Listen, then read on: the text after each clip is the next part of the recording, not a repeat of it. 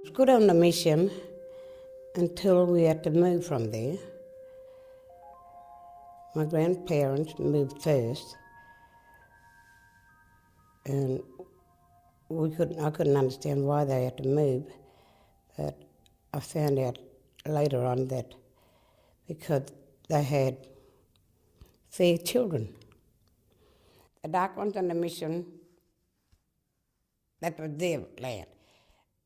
And like the outcasts in the middle, that was us.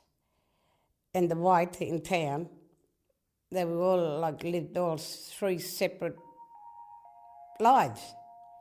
We just lived a happy-go-lucky life in the bush out there, where we was at the Red Bluff. And we never had a single worry in our lives because we was free from the mission. And we survived there by my grandfather used to make boomerangs and my dad to take into Lake Interest to sell for food for us, which was, we knew they'd get money for it, to bring home food for us kids.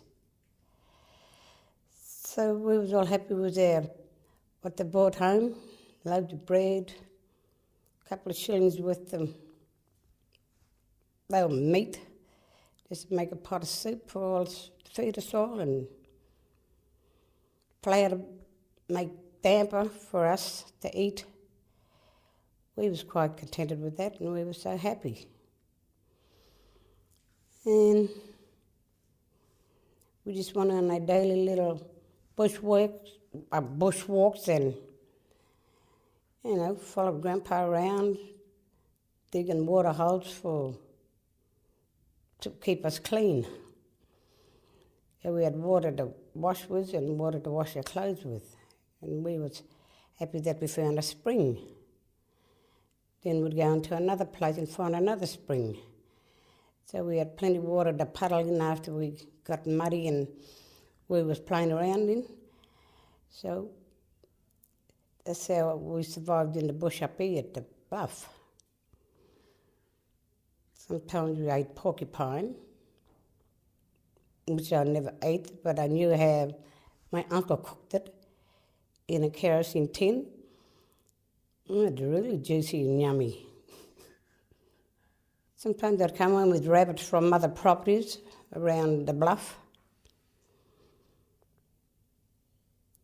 And we'd have rabbit stew for a change.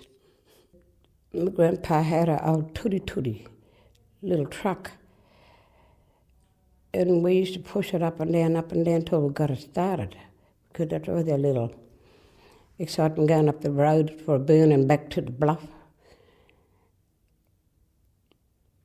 And I don't know what happened to that, but I think it's still out in the bush here. I'm sure it did because it never went anywhere else. And that was fun. Because I think my dad used to drive it halfway into lakes and hide it in the bush to get back home. Some white fellas seen me and my auntie in town and said, "Oh, what a nice looking girls these are. Would you like me to take them for a holiday?" We went for a holiday with them and they wanted to keep us. So me and my auntie, we went and stayed with them. We thought it was just a holiday. Oh, this is good, we're going to stay with some white people.